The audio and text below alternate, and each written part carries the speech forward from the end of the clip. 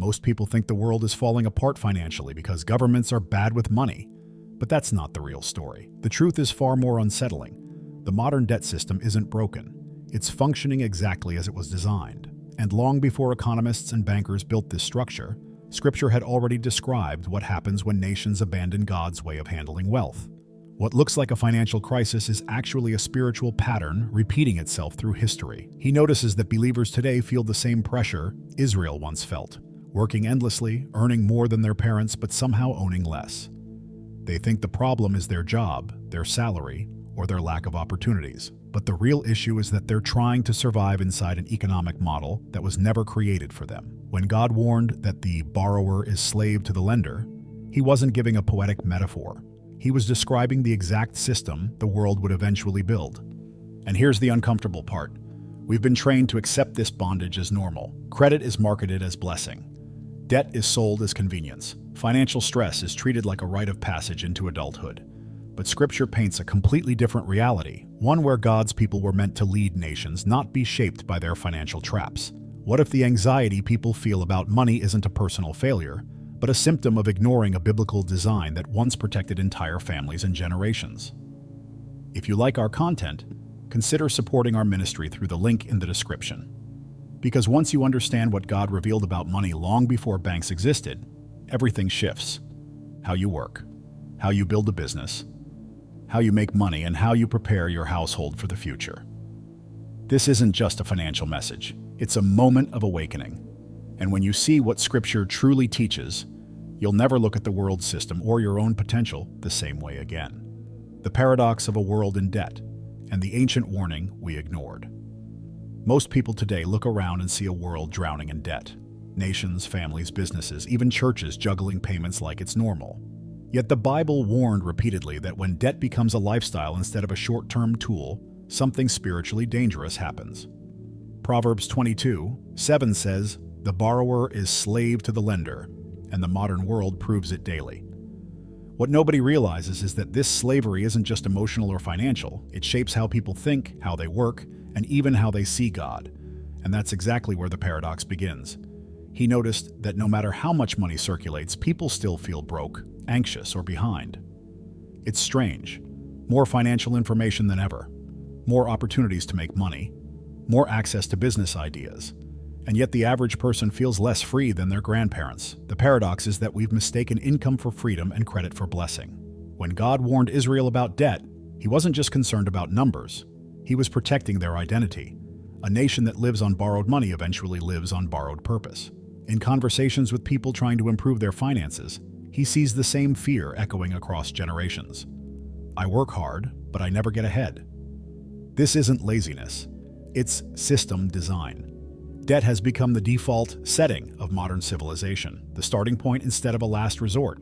And because everyone around them is also in debt, people assume it's normal. Scripture, however, painted a completely different picture. Deuteronomy 28 promised Israel they would be the head and not the tail, the lender and not the borrower, if they followed God's ways. That's not motivational talk. That's economic strategy. When someone falls into debt in today's world, they're told to tighten their budget, stop buying coffee, or download a finance app. But the real issue is deeper.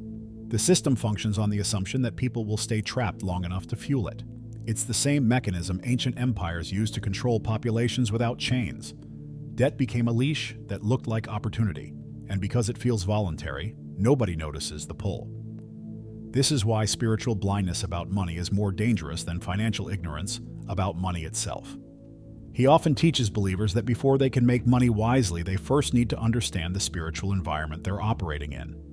If the entire world is built on a debt-based system, then freedom doesn't start with earning more. It starts with thinking differently. Romans 12:2 warns not to conform to the pattern of this world, and this pattern includes how nations treat money, how banks structure loans, and how people are conditioned to see borrowing as survival. A transformed mind is the first step to a transformed business or financial life. And this is where the warning becomes a revelation. The Bible didn't just predict the consequences of debt, it offered a completely different economic model that modern society ignored. Long before banks existed, God gave Israel a system that protected wealth, restored families, and prevented lifelong poverty. Most people today have no idea that such a model ever existed, but understanding it is the key to breaking the paradox. And it leads directly into the next principle that God established from the beginning: God's original economic design, Jubilee, justice, and true financial freedom. When he studies Scripture, one thing becomes obvious. God never intended his people to live inside a system where debt compounds endlessly and money becomes a master. God designed an economy where work created dignity, where business served families, and where wealth was meant to circulate, not accumulate, in the hands of a few. That design was radical compared to the financial empires of the ancient world, and strangely, it's still radically different from the one we live in today. Nothing shows this more clearly than the year of Jubilee. The Jubilee was God's reset button, found in Leviticus 25, and it changed everything. Every 50 years, debts were forgiven, slaves were released, and land returned to families. Imagine a world where no bank could trap someone forever, where generational poverty couldn't survive, and where business didn't depend on exploiting the weak. That was God's system. It was built to protect identity, family purpose, and long-term stability. He often reminds people that Jubilee wasn't charity, it was justice. It was God preventing the poor from becoming permanent victims. He explains to believers that Jubilee reveals a powerful economic truth. God never wanted wealth to separate his people into classes. He created mechanisms so that even if someone failed in business, they weren't condemned for life. They could rebuild, restart, and recover. That's the opposite of today's model, where missing 3 payments on a loan can destroy someone's entire financial reputation. In God's system, failure wasn't the end. It was a season, and seasons were made to change. Jubilee guaranteed that. Most people today try to make money inside a structure that's fundamentally hostile to them. They're taught to hustle hard, work more hours, and start a business just to survive. But Scripture taught something different. Prosperity wasn't supposed to come from pressure. It was supposed to come from obedience. Deuteronomy 15 says, "There should be no poor among you." Not because everyone becomes rich instantly, but because the community was structured to lift people, not crush them. His favorite example is how land could not be permanently sold, only leased. God literally outlawed the permanent transfer of generational assets. He often tells people that one of the biggest financial transformations they can make is shifting from a consumer mindset to a biblical stewardship mindset. The world teaches people to make money endlessly. God teaches them to multiply resources with purpose. That's why so many believers prosper when they finally align their business decisions with biblical principles. Reading books like Business Secrets from the Bible or The Richest Man in Babylon helps them understand this blend of wisdom and practical economics. God never separated spiritual life from financial life. Humans did. And here's where the story gets even more interesting. When Israel followed God's system, they flourished. But when they rejected it, when they ignored Jubilee, exploited the poor, and embraced the economic habits of surrounding nations, everything started to break. Debt increased, corruption spread, and the nation lost its spiritual focus. That shift sets the stage for one of the most dramatic economic collapses in biblical history, and it leads directly into the next chapter of this journey, when Israel abandoned God's model, the first debt crisis in Scripture. He often explains that the first major debt crisis in the Bible didn't begin with foreign invaders or collapsing markets. It began when God's own people quietly abandoned his economic design. At first, Israel prospered. Families kept their land, communities helped each other, and money served as a tool, not a master. But as generations drifted from God's commandments, something subtle shifted. Wealth concentrated, the poor became trapped, and leaders allowed injustice to grow unchecked. It looked modern, almost too modern.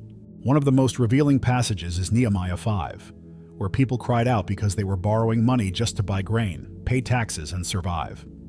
They mortgaged their fields, lost their vineyards, and even had to sell their children into servitude. That's not a metaphor. That's what happens when a nation stops following God's system and starts following the world's. He often points out how eerie the similarity is to today. Families overwhelmed with debt, working more while owning less, trapped inside a structure that punishes the weak. Scripture already showed the pattern thousands of years ago. He tells people that Israel's crisis didn't begin with a national disaster. It began with everyday compromises, charging interest to brothers, extending loans designed to fail, turning land into collateral. Small cracks became spiritual fractures. Exodus 22:25 forbade oppressive lending among God's people, yet they ignored it. When he teaches believers, he explains it like watching a business violate every principle that once made it successful. Eventually, the foundation gives way. Israel turned what should have been temporary assistance into permanent bondage. There's a moment in Nehemiah's account that hits him every time. Nehemiah says, "What you are doing is not right. Shouldn't you walk in the fear of our God?" He wasn't just angry about money, he was angry about identity. God called Israel to lead nations, not imitate their predatory systems. But when a people forget who they are, they forget how to handle money, how to run a business, and how to make money without compromising their soul. Financial corruption becomes spiritual corruption, and spiritual corruption becomes national collapse. To help people grasp this today, he gives practical examples. Payday loans that trap families for years, credit card cycles designed to keep balances high, and tax burdens that force people to work endlessly without building wealth. He explains that these aren't just economic pressures. They're symptoms of a deeper spiritual drift. When God's principles leave the center of a society, exploitation becomes normal, and citizens start living like Israel did at its lowest, tired, cornered, hopeless. It's why that understanding biblical stewardship isn't optional, it's survival. And here's the crucial transition. When Israel rejected God's economic design, it didn't just produce suffering, it opened the door for foreign powers to dominate them. Babylon didn't rise in a vacuum. It rose because God's people had already weakened themselves financially and spiritually. And once Babylon took over, a new kind of economic system emerged, one that institutionalized perpetual debt, shaped empires, and still influences the financial world believers navigate today, from Babylon to Rome.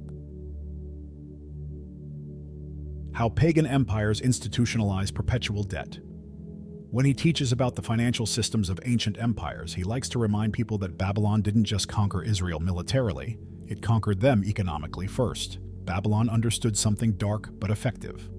If you control a nation's money, you control its future. Unlike God's system, where debt was temporary and Jubilee restored families, Babylon built an empire on permanent subjugation. They used taxes, tributes, and forced labor to keep people dependent, fearful, and resigned. It was the opposite of biblical freedom. He explains to believers that Babylon perfected a principle still used today, turned debt into a tool of domination. Instead of punishing nations with swords, they punished them with interest. Instead of chains on wrists, they used chains on resources. Daniel experienced this system firsthand, taken from his homeland, placed into an imperial machine where wealth flowed upward to the elite. What makes this significant is how familiar it feels. Modern nations operate the same way. People work more, own less, and stay in cycles that mimic ancient bondage. Rome copied Babylon but pushed it even further. Rome mastered taxation, loans, and economic exploitation with surgical precision. If someone failed to pay Roman taxes, their land could be seized. If a business collapsed, the family often lost generational property, and if they couldn't make money to repay the debt, the debtor could be sold or imprisoned. Jesus referenced these systems constantly. His parables about debtors, creditors, and unjust masters were not abstract metaphors. They were commentary on a financial world that crushed the poor. He wasn't only preaching salvation, he was exposing a system. He shares with believers that the reason Jesus overturned the tables of the money changers was deeply economic. The temple economy had merged spiritual life with financial exploitation, echoing Babylon and Rome. People couldn't worship without paying inflated exchange fees.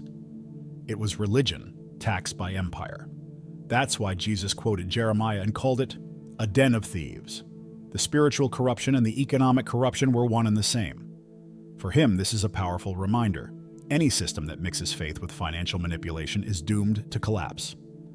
To illustrate the parallel today, he uses examples like predatory banking, nations trapped by impossible interest, and citizens pressured by taxes that rise faster than wages. The same power structures exist, just with different logos.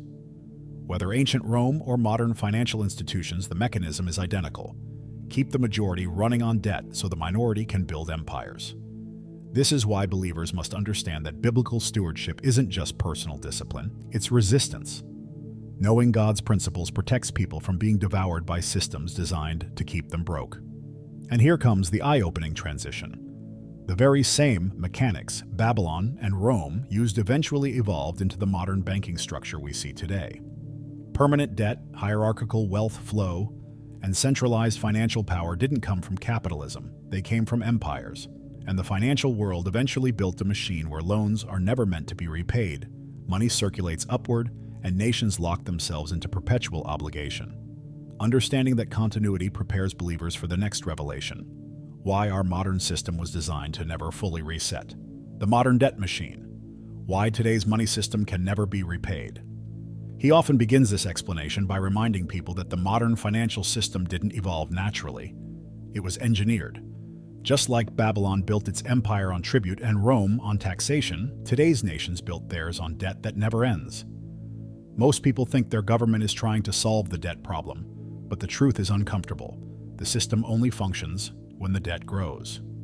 If nations stopped borrowing, money would stop circulating, businesses would freeze, and the illusion of stability would collapse. It's not dysfunction, it's the model. He shows believers how this begins with the creation of modern currency itself. Unlike gold, which had natural limits, today's money is created through loans. A government issues a bond, a bank or central bank buys it, and new money enters the economy. But here's the trap. Every dollar comes with interest attached. So the system needs more borrowing just to service previous borrowing. It's a cycle without an exit. Ecclesiastes 5:10 says, "Whoever loves money never has enough." And strangely, that describes nations as much as individuals. To help people visualize this, he gives a practical example. Imagine someone trying to make money while paying interest on a loan that can never be fully cleared. They work hard, start a business, save what they can, but the principal never disappears and the interest keeps rising. That's exactly how nations like the United States, Japan, and many others operate. If they tried to repay the entire principal, the money supply would shrink so drastically that the whole economy would break. Debt isn't a danger. It's the oxygen the system breathes. He also teaches believers that this structure creates a massive silent wealth transfer. Taxes collected from workers don't fund new ideas, innovation, or relief. They fund interest payments. And those interest payments go to the institutions holding government debt: funds, banks, asset managers. That's why he often tells people that understanding Scripture is crucial. Proverbs 13:22 says, "A good man leaves an inheritance to his children's children." But today entire nations leave debt. It feels normal because everyone's trapped in the same model. When talking to Christians who want to build wealth or make money with purpose, he explains that this system affects personal finances too. Easy credit creates dependency. Inflation eats purchasing power, and the chase for higher income becomes endless. Books like Rich Dad, Poor Dad and The Total Money Makeover help believers see the mechanics, but Scripture gives the deeper warning. Any system where debt is permanent produces a culture where freedom becomes temporary. People start working for bills instead of vision, and their business goals shrink under financial pressure. And here's where the biblical story intersects with modern economics again. The same forces shaping the debt machine today, centralized power, perpetual interest, and wealth concentration, mirror the empires the Bible warned about. But God never leaves his people without a path of escape. Even in a world built on debt that can't be repaid, he offers principles that flip the system upside down. And the next revelation shows exactly how believers can rise above this machinery and build wealth in ways the system can't stop. God's kingdom alternative: how believers can build wealth in a broken system. He always tells believers that God never expected them to thrive by depending on the same system that keeps the world trapped. God's plan was never about escaping money, but mastering it with a different spirit, one rooted in purpose instead of pressure. Jesus said in Matthew 6:24 that no one can serve both God and mammon, not because money is evil, but because misplaced allegiance is destructive. The kingdom offers a completely different financial identity, one where people build wealth without becoming slaves to debt-based structures. The first shift he teaches is mental before it's financial. Romans 12:2 isn't a poetic verse, it's a strategy. Do not conform to the pattern of this world, but be transformed by the renewing of your mind. The world's pattern says to borrow first and think later. God's pattern says to plan first and build wisely. When believers stop thinking like consumers and start thinking like stewards, everything changes. Their business decisions become clearer, their money becomes more intentional, and they begin to make money with strategy instead of survival. He shows people that the kingdom's wealth strategy begins with margin and discipline. Proverbs 21:5 says, "The plans of the diligent lead surely to abundance." He often encourages people to start simple, build an emergency fund, avoid impulsive debt, and invest consistently, even if it's small. For example, instead of chasing risky shortcuts, they can start with solid assets. ETFs like VOO or SCHD, dividend stocks like Johnson & Johnson or REITs that generate passive income. These steps sound ordinary, but they create extraordinary stability over time. When teaching business owners, he emphasizes something deeper. Kingdom prosperity is tied to purpose, not pressure. God doesn't bless chaos, He blesses clarity. Many Christians try to make money without understanding the assignment God has placed on their life. But when they align their business with service, integrity, and generosity, opportunities begin to unfold. He suggests books like Business by the Book or Your Money Counts to help believers bridge faith and financial intelligence.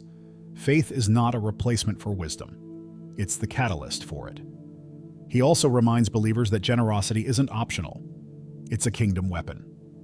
Proverbs 11:25 says, "The generous will prosper. Giving resets the heart, breaks greed, and redirects money back into purpose." Whether someone earns little or runs a large business, generosity is how they stay free from the system's grip. He's seen countless people make money faster after aligning their finances with God's principles, not because God bribes them, but because obedience creates order, and order attracts blessing. And here is where the journey loops back to the bigger picture. Even if the world is built on debt that never ends, believers don't have to live like everyone else. God established principles that bypass the brokenness of the system. Wisdom, stewardship, integrity, generosity, clarity of purpose. These aren't religious ideas, they are economic strategies designed by heaven. When believers understand them, they stop reacting to the system and start rising above it. And the next part of this message reveals exactly how all of this comes together in your journey. He often reminds people that understanding the system is only the beginning. Wisdom only transforms when it becomes action. And now that you've seen how the world builds dependence through debt, and how God builds freedom through stewardship, you have a choice. You can keep living like everyone else, hoping money somehow solves itself, or you can step into the strategy God designed long before banks, credit scores, or financial panic existed. The kingdom path was never meant to be theory. It was meant to be practiced. So the question becomes personal. What are you going to change starting today? Will you keep borrowing out of pressure, or will you start building with purpose? Will you keep chasing more income with no plan? Or will you align your business decisions with wisdom, clarity, and scripture? Are you going to keep letting fear decide your financial life? Or will you finally take responsibility for the calling God placed over your hands? These are not small questions. They're destiny questions. Because here's the truth. Nothing changes until you decide that debt is no longer your master. Nothing changes until you treat money as a tool, not a tyrant. Nothing changes until you commit to learning, applying, and walking out the principles that God has already laid out for your prosperity. Imagine where you could be a year from now if you truly obeyed biblical stewardship. Imagine the business you could build, the impact you could make, the freedom you could live. God's instructions were never meant to limit you. They were meant to unleash you. Write in the comments, "I take authority over my finances today." And watch how this powerful declaration begins to shift the course of your business and your finances from this day forward. If this message spoke to your spirit, if it opened your eyes, challenged you, or revealed something you never saw before, then don't let it end here. Take a step, make a decision. Start the transformation that your future self will thank you for. And if this content blessed you in any way, consider supporting our ministry through the link in the description so we can keep teaching believers how to rise above a broken system.